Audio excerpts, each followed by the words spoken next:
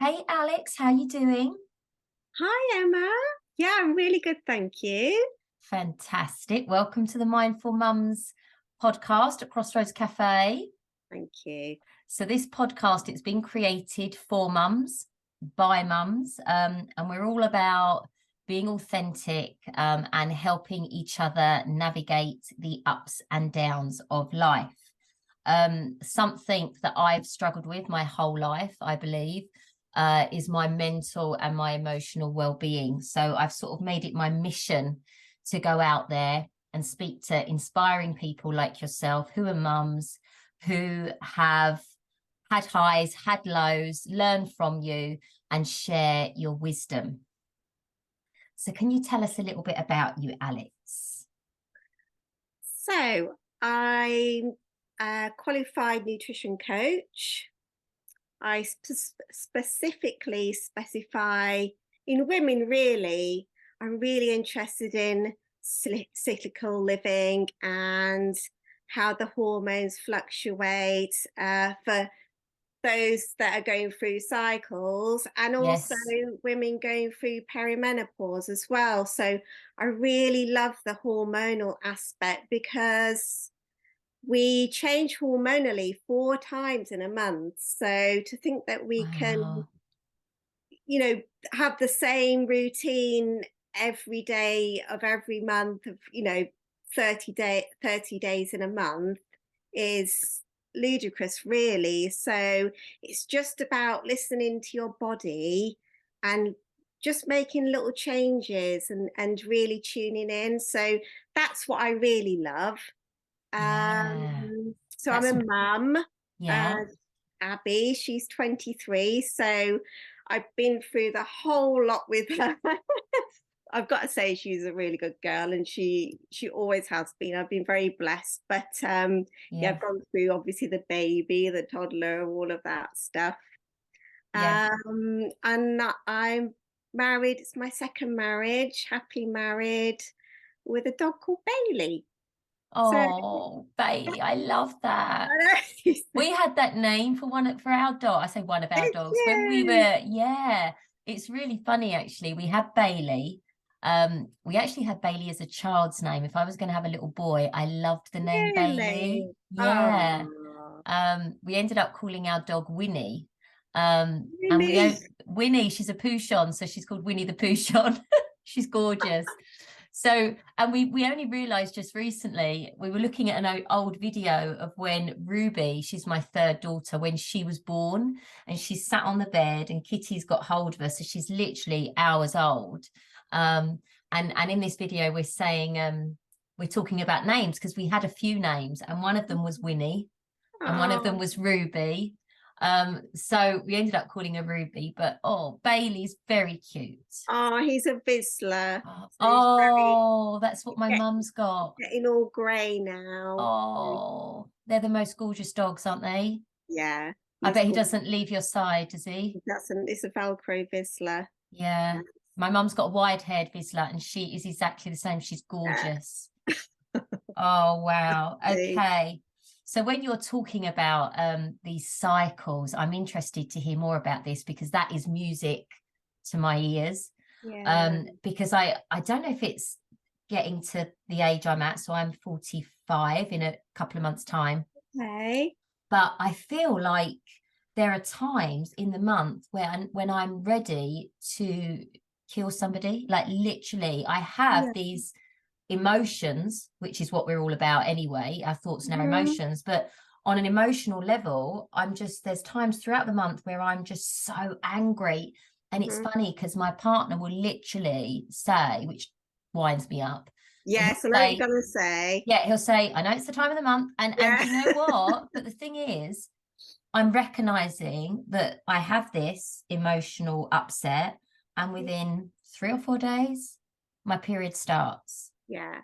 So, So that's your luteal phase. It's your late luteal phase. right. And what's happening the last week of your cycle? So day one of your cycle is when you bleed. That's bleed. Mm, But the week before that is when, after ovulation, the progesterone increases Mm, and your estrogen increases as well. But progesterone and estrogen are like twin sisters. mm, They work together, but they're also very different. So estrogen is more like go getter, mm, confident. mm, Oh, yeah, let's do this. mm. Progesterone is the one that's going, just wait, sister, just hold Yeah, back. We've chill got to out. be cautious. Don't walk near the edge. Don't. So, progesterone is the sensitive hormone. And that's Okay, why it makes us much more sensitive. okay. But also, I don't look at it as a negative thing either, because when our emotions are heightened, that's trying to tell us something Mm, that's really important to us. It might be really exaggerated, but mm, it's like a time to reflect and think, well, why am I thinking like that? So mm. you can write all of that down, and then come your day one of your cycle, the bleed week, that's a time to release physically and mentally. I So love that. Yeah. it's a really good way of thinking, oh, just stand back and think, oh, why have I got wound up by that? Or why have I just Mm, said that? And, it's not nice, is it, feeling like that? But there is a reason for it. One is the hormones, and two, it's just shining light on things. mm. So, Would you say it becomes more exaggerated? So it becomes bigger the older we get? Because I certainly feel that. Like yeah, I when think, like they say, you've just got that, I don't know, that, what's the word? Hormonal, I don't know, imbalance, whatever. yeah, I've always had it, but I certainly feel as I've got older, it's become a lot worse. Like it's it become so much more intense. It could be because you might be perimenopausal, Mm, because you are 45.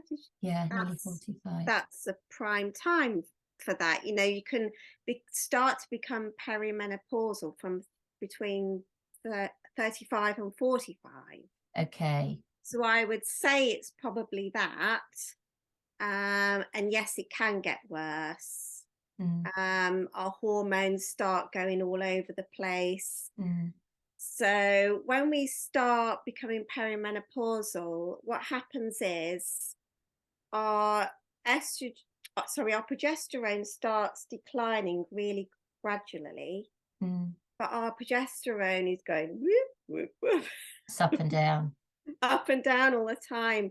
And then that also means that testosterone is in ratio higher than it was. So there's all these different fluctuations going on. You're Mm, still having a cycle. Like me, I'm perimenopausal, but I'm still cycling at the moment. yeah, So you've still got all of these other things going on, as well as these fluctuations. So it does, unfortunately, with a lot of women, make it a bit worse. But it's not yeah. forever. No, the joys of being a woman, I hey? know, it's just ridiculous, isn't it? Oh, so that's really interesting. In Hmm. light of that, what are some things then that you do? Because you live fairly local to me. So for anyone listening, Alex and myself, we both live in Devon. It's a beautiful part of the UK in the countryside near the beaches. We both feel very, very grateful. um and I follow what you're doing. You're very inspiring. You're always offering support to women, and I can really relate to what you say. I think I said this to you before. It's very relatable, because I suppose you talk a lot about emotions and feelings, and the struggles that us women go through, whether it's fearing other people's opinions or perfectionism or not feeling good enough in ourselves, and all these sorts of things. um, so in light of someone that's say my age, in their 40s, and they're going through what they feel maybe is a perimenopausal state, um, what are some of the things that you do to manage your emotions and your thoughts and your feelings? I incorporate working in just as much as working out. Both are important, yin and yang. Mm, They just balance each other out. mm, More so now, I'd say it's 50-50 now, okay, rather it used to be I train 6 days a week, which in hindsight is probably a bit too much. sure, But now it's training, but not to super high intensity. I strength train, so I'm not like 180, beats a minute with my sure, heart. sure. And I do lots of restorative yoga rather than put your legs around your head and all of that stuff. I think that's really Okay. important. So what's restorative yoga? Tell me about that. Restorative yoga is more like so there's yin yoga, so you're holding poses for a long time, but not difficult poses. So Okay, you could even be in child's pose okay, for 5 minutes, and a nice stretch for another 5 minutes. Or restorative is using different props to rest your body in different positions that are really restorative to the body. sounds nice. Um, it's divine, and Yeah, it's been absolute game changer for me. okay. And also body composition as well. I find that it's much better rather than go, go, go all the Yeah, time. yeah. Body really needs that time. It's when it heals, is when you make the Mm, improvements, not the actual training. mm, So I mean, for somebody that doesn't train, um, walking, mm, walking's just amazing. But also getting that restorative time in as well. yeah, Um, Also, we become a little bit more insulin resistant, okay. or mostly in the luteal phase, which is coming up to the period, and also in perimenopause. So that means probably having things that don't spike your blood sugar as much. Okay. So more things like complex carbohydrates that take Mm, time to break down in the body.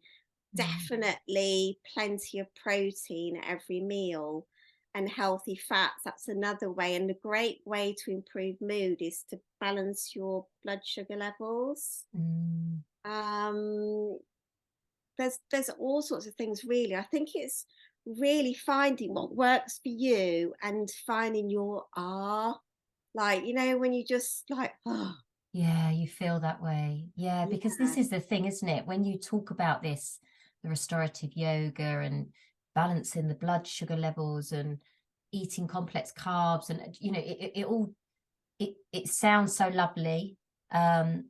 But actually doing that, I know yeah, the first thing that I want to go to when I'm feeling like I want to kill somebody, not that I literally would do that, but is either get a glass of wine or eat a bar of chocolate. And I know that's yeah, sort of like that habit that I've created. yeah. Um, but it's a difficult one, isn't it? It's challenging to do the right thing when you don't feel like it. I am not perfect at all. So I'm in my week one at the moment, and last week I could have eaten 5 chocolate bars in one Yeah. go. And you're a nutritionist, right? Yeah, So you know exactly what you're talking about when it comes to food. but there are reasons for that also. So don't feel too bad on yourself. So, for Mm, example, the week before your period, um, our BMR increases because our body temperature is increased. mm, So that pushes us to eat more. right. Okay. Music Um, to our ears, ladies. yes, you're not going mad. You're not a little piggy. It's Yeah. just, it's just the way it is. Okay. But unfortunately, it is only about 100 to 200 calories extra. Yeah. I do encourage for you to eat a little bit more than you would normally at that time, because we Mm, do actually need it. We're like building in our body, so we do need that energy. yeah. And also, it's using a lot of nutrients to do that building as well. So it takes from magnesium, it takes from fats. Mm, Obviously, in week one, you're losing iron. So you mm, need to incorporate nutrient rich foods. to Mm. help you to do that properly as well without feeling super, super tired. Okay. And say if some women are struggling with that, like trying to get the right balance, do you Yeah. recommend supplements? Because I know some nutritionists might turn around and say, no, you need to get the nutrition from food. Does it make a big difference? I think work on your diet first, but Mm, I'm not against supplements. Supplements a mm, diet, mm, as you know. mm, So after ovulation, which is in your luteal phase, mm. Agnus castus is a really good one to try. It helps Okay. with cramps and mood and things like that. I actually found it quite useful. Okay. Curcumin is another good one. It's an Okay. anti-inflammatory. Okay. Um, but also magnesium I is take, yeah, excellent. Omega 3s are yes. also excellent. Um, a good quality multivitamin.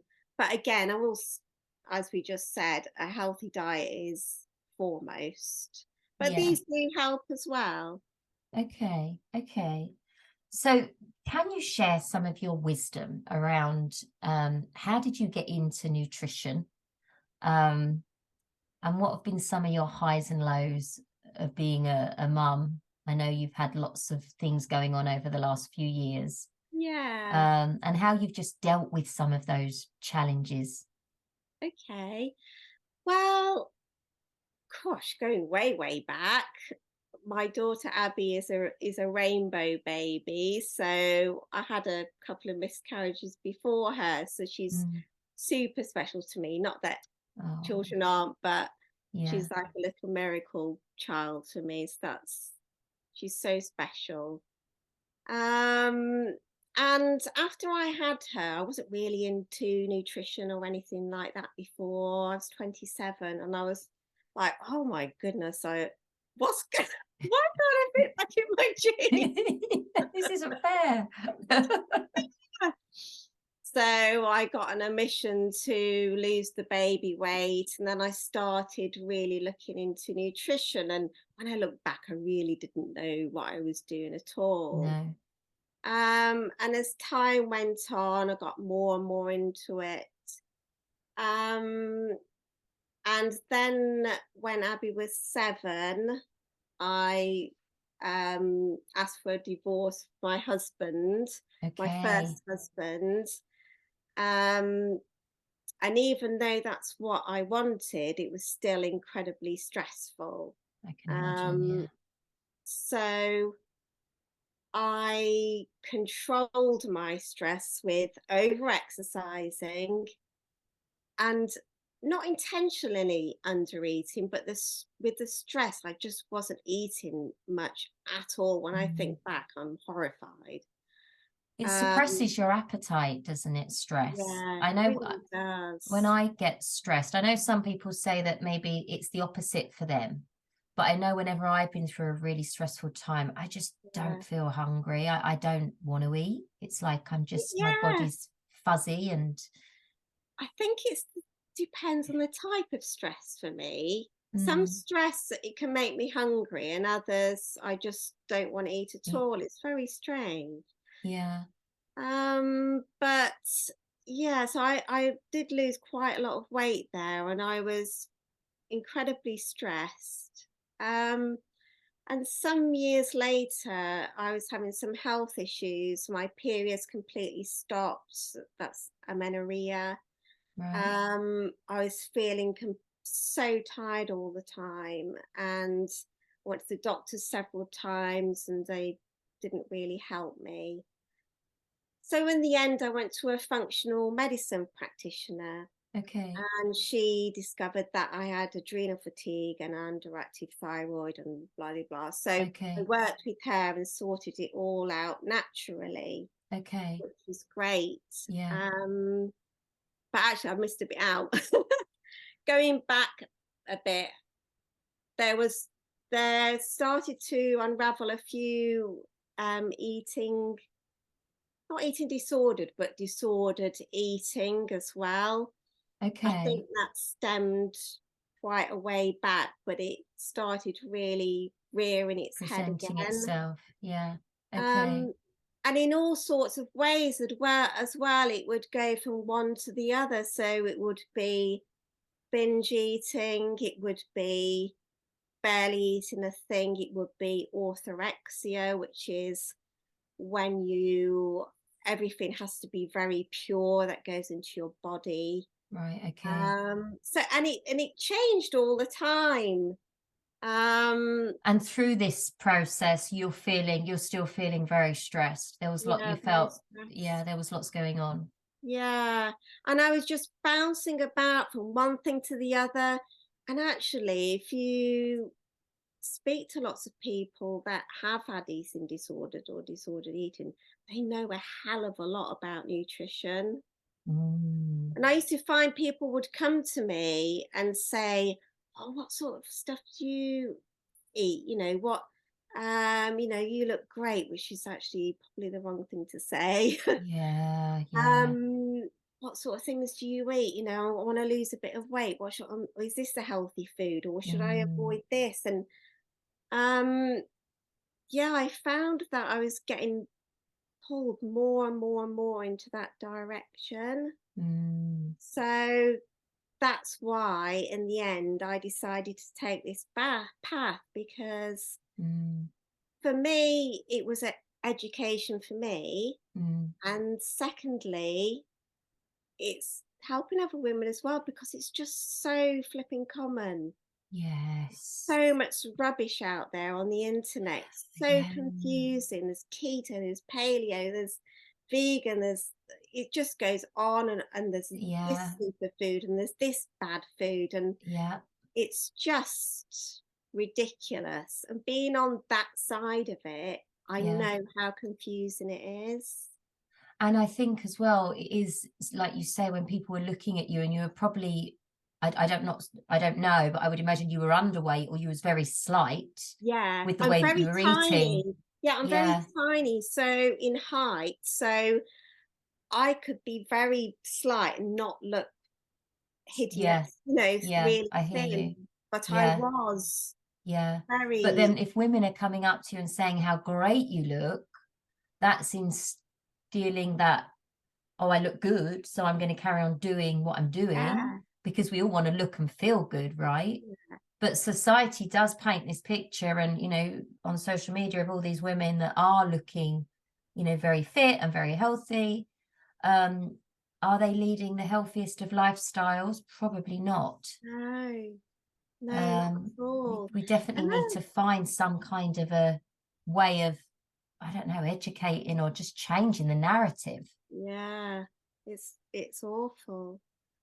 Um, and then also that puts pressure on you, because you know that people have looked at you and thought, "Oh, she looks great," and Mm, then you think, "Oh, I can't put any weight on, mm, because they'll notice, because they've noticed what I yeah. look like now," and it just Yeah. it's Fear of sort other of people's opinions. It's a big one, yeah, isn't it? For us women, huge, or for huge, everybody, but for us yeah, women, it's definitely mostly, fearing, yeah, yeah, what other what people are going people to think, say and what they think.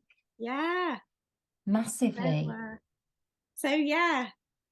And I really love being able to help women get through that now. Some Mm, women come to me because they just want to lose some weight. Some women want to build some muscle. mm. But a lot of the time it unravels to something else. And we work Okay. on that first. And Interesting. then it happens. Does it go a lot deeper? Yeah. So if they come to you with a surface of, or the idea of, I want to lose weight, or I want to build muscle. I don't want to feel so flabby. I want to feel more toned. Yeah. It goes deeper than that. Yeah. Yeah. I'd say 90% of the time.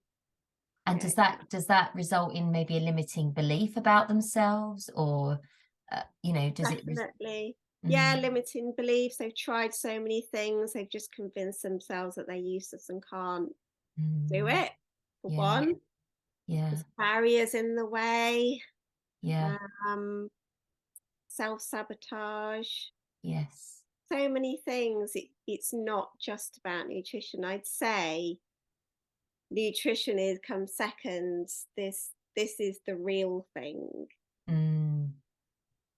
So Yeah, and then I suppose it's another whole conversation, so we won't go there today, but how we work on that stuff, right? yeah, How we work on the limiting beliefs and yeah, these feelings that come up when sometimes we least expect it, and how we, rather than suppressing them. I know with myself, and I still do it now and I work on it every day, but I've suppressed emotions for so long that something can happen and I just get triggered, and yeah. I'll feel a certain way, or my tummy starts to go really funny and I get butterflies, or and it can be something really minor. And I'm like, Jesus, what's going on? Why has that happened?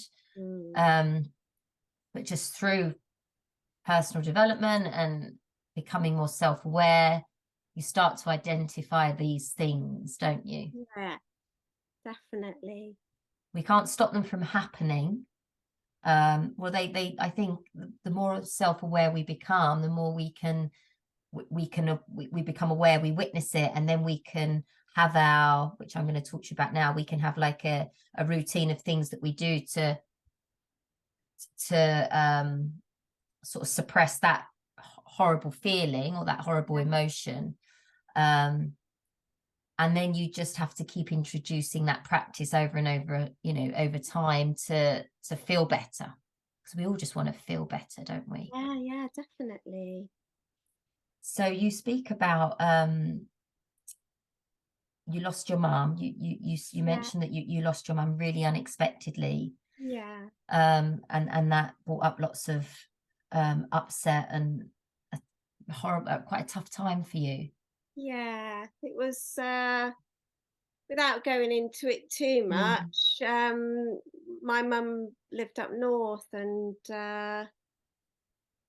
we only found out from the hospital that it wasn't what they told us it right. was, and we raced over through the night, and I got the call on the motorway that she'd gone. So Oh God, it's that terrible. was hugely traumatic. And Dad passed away, I think 7 years this year, Okay. and that was so sad as well. Mum and Dad, a huge part of our lives. I'm one of five, and brilliant mum and dad, and devastating, but I got that time with him. But just to Sure. have somebody there and And then then they're they're gone. not, Yeah. that is a whole nother story. So that was really tough. That was May 21. Okay. And but I didn't want my health to suffer again, because it No. had, and I didn't want to go backwards. And however hard it was, I knew I had to eat something. Mm, I used yoga and exercise as therapy, not too much exercise, but I did do some, and had some healing with Emma. yes. It's You know lovely. Emma. Yeah. Yes. So I'd Yeah. go to see her, and she'd do some lovely healing on me, because I'm come from a really spiritual family as well. So Mm, that's all intertwined in my lifestyle. yeah. And it just grounded me when I just felt like everything had just been pulled away. Mm, Um, because it's very strange when both of your parents go, you don't realize that you walk around with this protective bubble, mm, but when they're gone, it's like, oh, do you know what I mean? And mm, we're like the oldest generation now, mm, because mum and dad, I haven't got any aunties or uncles, and it's us, we're the oldest ones now. So it's mm. like I've got to be the responsible one now. Yeah. Oh, um Not that I'm not, but you know what I mean. It's like, wow, yeah. I haven't got anybody Yeah. mothering or fathering me now. Mm, So yeah, it's very it's somebody, it hasn't even been 2 years, so I'm obviously still grieving, and I always will, but it's definitely, my lifestyle has definitely helped. Mm. Um, yeah, definitely. It's just kept me grounded, which I think is so important. So how do you, because I mean, that's massively inspiring. And I think you've obviously been through so many troubled times that when that happened, you completely knew, you were like, I can't go back to that point. So you Yeah, stepped up, I suppose, and went, right, I've got to get these things and I've got to keep myself accountable to doing these things. yeah, Would you say that that accountability just comes from you going through so many, going through a shit time where you've gone, I can't go back there? yeah. It's like, how do you keep yourself accountable to doing those things? I Because think, yeah, I think it is that I got so poorly before I went to see the functional medicine lady, who's amazing, by the way. She's in Plymouth, Suzanne Jeffrey. I think I've heard of her before. Yeah, she's I have heard of her amazing. before. She travels Uh, all over the world, doesn't she? Is it this lady? she does talks and things, yeah, but Mm, she's based in Plymouth, but she's fantastic. She mm, really mm. she does a timeline of your whole life, and she's like a wizard putting all Wow. the bits together. But it took such a lot of effort and energy and determination to sort that out completely naturally. And I'm nothing against drugs, but for me, I'd rather try that first. Mm, mm, Um, I couldn't go back to square one again. mm, And because I know how it happened through chronic stress, mm, it happened through not respecting my body, mm, over exercising, under eating, and just not caring for myself. mm, So all those things put together, I had to do, mm. you know, the opposite of.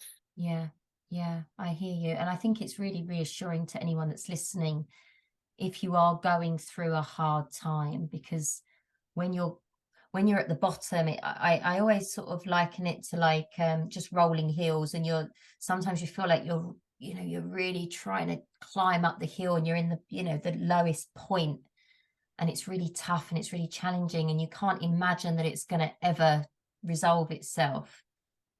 But if you can just keep on going, and taking those small steps, and like you said, being mindful of what you need, what your body needs, what your mind needs, it does start to become a little easier. I don't know if easy is the Yeah. right word, but No, it just no, it is. yeah, it just becomes a little bit more, yeah, a little easier. And then you find you can get to the top of that peak and you're like, oh, everything's going great, life's Yeah, good, everything's good, work's good, family good, the kids are healthy, it's all good. But then things happen, don't they? Shit happens and you start dropping back down that hill again. And that is yeah, it. Life is yeah. so up and down all of the time, isn't it?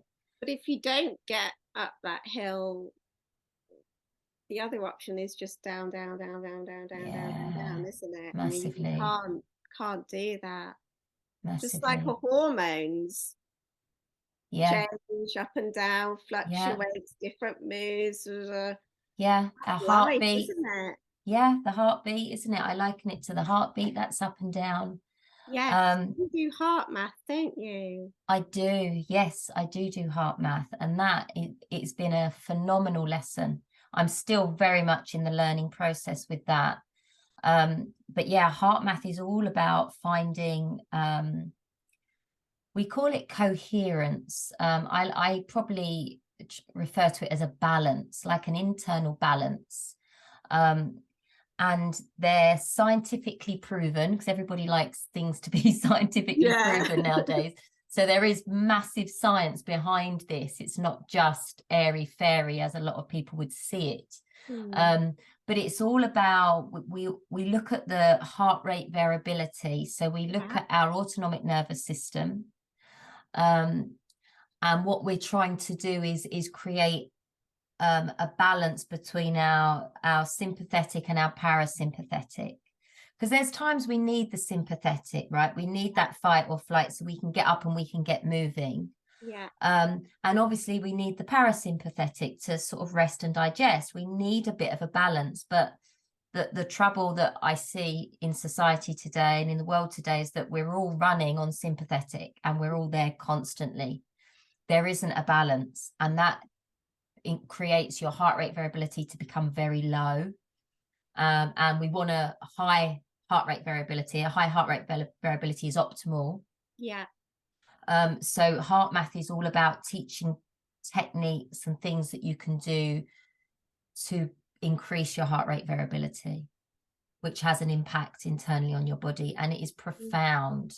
Mm-hmm. This stuff is so simple. These techniques are very, very simple. You can we could do one sitting here now. Mm-hmm. And it is profound in what it can do internally to your autonomic nervous system. Yeah, it's So amazing. interesting. It is Actually, for interesting. a while I was tracking my HRV for Mm, training, and if mm, it was too low, I wouldn't go to the gym. I'd do mm, something, well, restorative yoga. mm. And it is really interesting. Yeah. And I've noticed that I don't really drink very much at all, but at the weekend, I do love Mm. an espresso martini. Oh, that's me. We're Oh, the same, girl. I love an espresso. I could never oh my sleep if I have one late, but I that is know. my favorite drink. Love it. Oh, delicious. Yeah. And the next day, my HRV would be low, and it's Mm, because of the alcohol. it does have an Um, impact. yeah, but And yeah, our emotions. Our yeah, emotions. So there's evidence, and they've done so many case studies on people's emotions. So if we're sat here now and we're thinking of a worst case scenario, so we're feeling anxious. I always see anxiety as it's anchored in the future. yeah, Anxiety, I tend to feel about things that are yet to happen, but that I'm conjuring up in my mind. Regret and guilt tend to be about things in the past. yeah, So if I'm sat here and I'm thinking about, what's going on in the world, and I'm feeling anxious and I'm panicking about, my children and their life, and what life's, the world's going to be like in 10 years time or whatever, yeah. the money and all of this kind of stuff, I create this negative environment, this negative emotional environment internally. Mhm, And we can monitor that. I actually have a biotechnology piece of kit that I put on my ear, and mhm. I can monitor and I can see if I'm coherent when I'm thinking like that, or when I'm Wow. thinking positively. So I'm thinking of you know a really positive experience, maybe the birth of one of my kids, and how I Yeah, felt, and afterwards when they put the baby on my body, and it was all warm, and when I think like that, you can yeah. even feel it when you can You even feel it can. when you capture a Yeah, previous experience that's a positive one. yeah, And it's that's working your autonomic nervous system, which, as we know, you know is our whole body is made up of that. So yeah. Your thoughts are so powerful. If only people yeah, knew. no, I know. And this is the whole reason for talking to the likes of you and other women, um and the reason for Mindful Mums, because it's just slowly catchy monkey learning and understanding and becoming more aware of the fact that thoughts and emotions can play havoc with your life, but at the same time, if we can manage them and work on them and better them, they can completely transform your life. Yeah.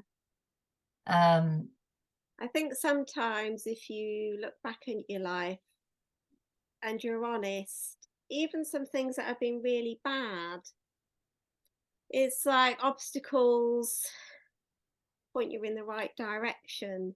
yeah, And you think, well, if that hadn't have happened, I wouldn't be here, or I wouldn't have met yeah, that person, or I try and find a reason and a lesson for everything. Sometimes it's really flipping hard to, Yeah. but there's got to be a purpose, or else what's the point? Yeah. That's so true. That's so true. And that's why you're a prime example of that with you saying that losing your mom and how devastating that was for you. But through the troubles that you had before that, you were able to go, right, what do I need to do? What do I need to do? What does my body need? What does my mind need? So that I can get myself through this. Yeah. And you did that. So yeah, amazing. Oh. Very inspiring, Alex. You talk about your habits as well. You say that you get up and you have a big glass of water. How does that benefit our bodies as a nutritionist? Well, when we go to bed, we become dehydrated. So the first thing really you should do when you wake, actually, I put a tiny bit of salt in it too for How electrolyte. much? Because I Just do that, but in sometimes I think I go over the top. too I'm much. drinking it and I'm like, and then Matt says that's really bad. So I thought that is a question I had for you. How Just a much? little Just a pinch. pinch. Yeah, just a Okay. pinch. That's enough. And it's Himalayan sea salt, isn't it? It's not just table Yeah, salt. It's, no. yeah. Um, and I call that my inner bath because Mm, we really do need that. Every function of the body needs water and electrolytes to function. mm, mm. So getting up and chugging a cup of coffee Yes. is really tempting, but Mm, it dehydrates you further. mm. And our cortisol is the highest in the morning. So having that before you water, you're raising your cortisol a bit higher. And Okay. Your coffee before your water. yeah, so Okay. it's a good idea to have a good glass of water on waking. Mm, And when you asked me, I actually realized that all of my habits are first thing in the morning, mm, and that just sets me up for the rest of the day. mm. So I'll have my glass of water, um, and then I'll see how I'm feeling. Is it the gym? Is it yoga? Is it Mm. some meditation? Is it yoga nidra, which is like yogic sleep meditation, which is divine. Oh, wow. All these lovely, relaxing things sound amazing to Yeah. me. I just see how I feel. Mm, So, say for instance, I'm going to the gym, so I'll have my water. I will have an espresso, so that's a great pre-workout. You don't need to take loads of junky things, and no. a banana. I'll do a quick meditation with my crystal pyramid that my dad left me. Can you tell us a bit about that? Because I saw Oh, that and I've highlighted it and I wondered what that was. so my parents were, so my dad was a shaman, and Okay. my mum is what you people would call a white witch, say. Okay. And they didn't walk around with capes and pointy hats and things like that. They looked very normal. But that was their lives, and they passed on some of their wisdom to the children. It Okay. wasn't forced upon us either. It wasn't like, this is, you've got to be this. We were just, if we were intrigued about anything, we'd speak to them about it. And it wasn't anything like, you've got to, do 5 crosses in the air before you sit down for dinner or something, nothing Okay. like that. Okay. All pretty normal. Um, but before Dad died, he bought us all crystal pyramids, and they've got the chakra pyramids. Okay. And he did some templates to link up with each planet. So there's a planet for each day of the week. Okay. So the pyramid you place on a template, and I do my own meditation, and it's just really grounding. It just feels like it grounds me for the rest of the day. And it's really nice because I feel like it links me to mum and dad as That's well. lovely. Yeah. Um, yeah, I'm so lucky to have that, and that's really helped me as well. Is my spiritual side. Yes. Um, so yes, that's what that's about. The crystal pyramid. I love that. Would you say that you feel like you're guided in some way, like you've got that guidance? Yeah, I think so. I do listen to my intuition much more than I used to. Okay. Um, and I look for signs and things like that. My sister especially is super spiritual. She's amazing. She's actually a priestess. Um, Okay. so she does spiritual art, and she can marry people and Wow. do ceremonies and all sorts of things. She's incredible. But yeah, I'm a bit more one foot in and one foot out, the Okay. practical side, and Okay. yeah, Okay. But you have these habits that you do in the morning and you yeah, feel it just sets you up for a good day. absolutely. So I don't think I can start a day without doing some sort of activity. Like mm, I say, whether it's meditation, yoga, or the gym, it just doesn't feel right to me. no. Or even just a walk. Mm, I feel like I have to do something. It's like my time, yes. early. I'm an Yeah. early riser, so that Yeah. time's really important. And then I feel like it's just set me up Set you up. mentally and physically for the rest Mm, of the day. yeah. I hear what you're saying. And I know there'll probably be some mums listening thinking, well, I'm not sleeping because maybe I've got kids up during the night or I go to bed late, which means I can't get up early in the morning. And I totally hear that and I understand that because I set my alarm. My alarm goes off at 5:30, but there are some mornings I want to do anything other than get out of bed. Do you know Yeah, what I mean? I just can't, I physically don't want to get up and I push myself to do it. But it's interesting that you say you listen to your intuition because I noticed a few couple of weeks back when I was feeling like that and I didn't get up to my alarm. Now mhm, my sort of success driven take action ahead was like, you've let yourself down. You shouldn't have done that. You should have got up because that's your time. But then at the same time, I think I'd been okay, but I'd had a bit of a cough and a cold. All the kids had yeah, been unwell. So we'd had lots of sleepless nights and I just needed to sleep. yeah. You've got to You know, do when you just need that. to sleep. So Yeah, anyone listening, I think a morning routine is so valuable. And I totally agree with what you're saying, Alex. I have a morning routine, and as long as I get to bed at a good time and I yeah, get my sleep, so I have to have an evening routine. So I don't have an evening routine, my morning routine just goes out yeah. the window. Absolutely. So as long as I get to bed at a good time and I get, at least 7 hours of sleep, sometimes a little bit less, but that is I try and make that my minimum. Hmm. Um, I get up and I still don't want to get up to the alarm. I find it hard, especially in the winter, to get up to the 5:30 alarm. Hmm. But I do feel so good once I've done it because I it's just Hmm. having that time for myself. The It kids are in bed, is. the house is quiet.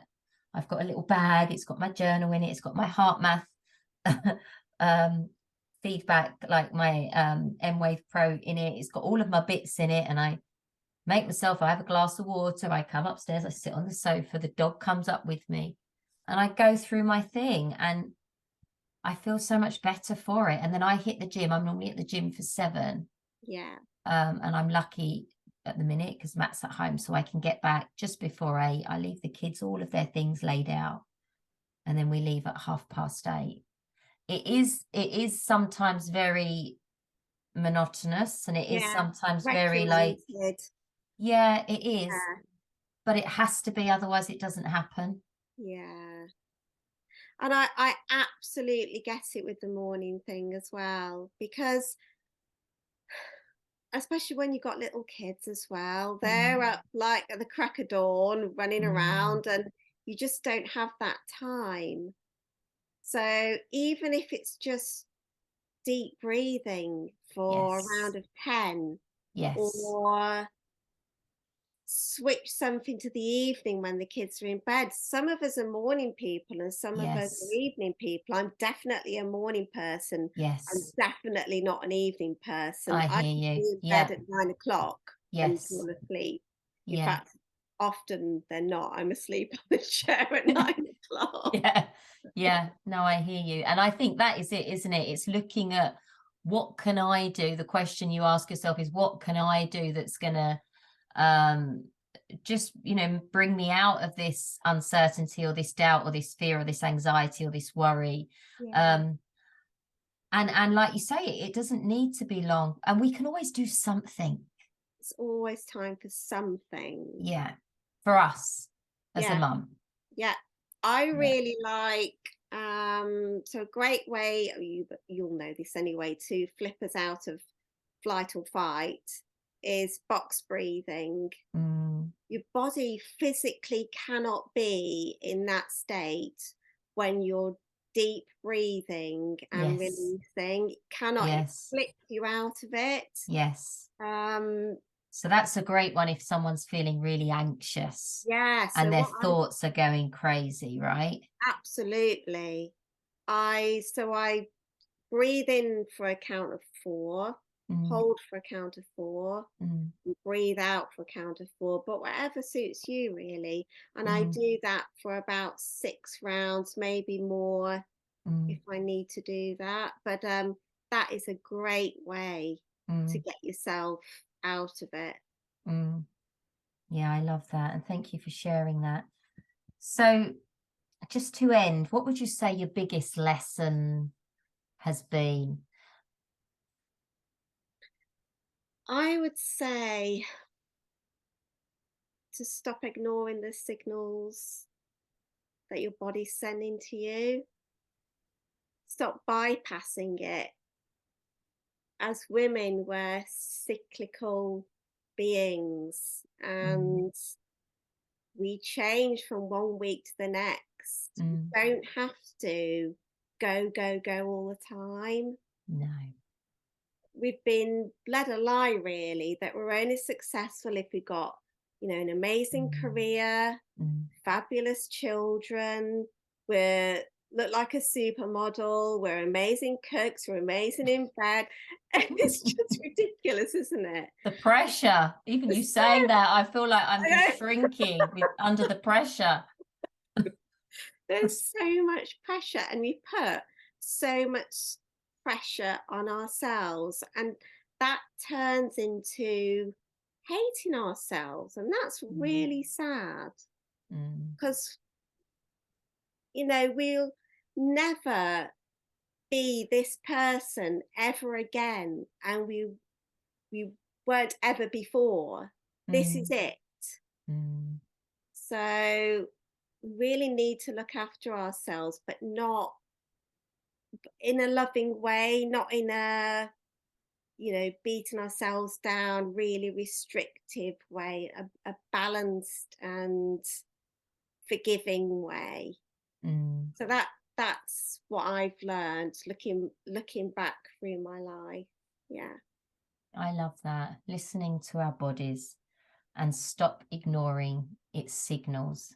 Yeah, don't bypass them. They're there for a No. reason. Yeah. And we all do that, don't we? And I think we do it for many different reasons because we want to be seen to be doing well so that others will, you know, tell us how good we're doing or how great we're looking, or and then we feel good about ourselves. It's like Yeah, we base our own fulfillment on what other people say yeah. or think about us. It's um external validation, isn't it? mm, mm, Rather than internal validation, knowing that you're a good person, knowing that, you deserve to love yourself and other people to love you. mm, Don't need We shouldn't be feeding off that external stuff all the time, which social media has got its good mm. points, but it's definitely got its bad points Oh as god, well. yeah. Yeah. Oh well, I love that. And that has got to be um advice. The very last question I ask is normally around what advice could you give to anyone that's listening that will inspire and support them, well, that has got to be it, because that's given me goosebumps in the sense to have that internal validation rather than the external validation. So I'm going to leave it on that, because that's priceless, I think. Oh, so thank you so much for coming on the welcome. podcast, Alex. It's been lovely to have you here, and we look forward to catching up with you soon. Yeah, anytime. I've really enjoyed it.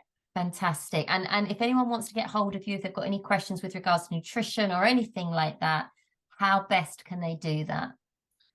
So my website is To Learn Nutrition. Okay.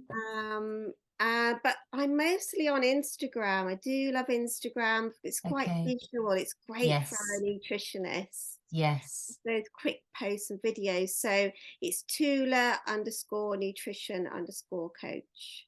And you'll Lovely. find me on there. And if you want to DM me and ask me anything, I'm more than happy. Please don't think you're bothering me, because honestly, I just want to help. That's lovely. Thank you so much, Alex. We'll catch up with you soon. Yeah, thanks, Emma. Take care. Bye. Bye.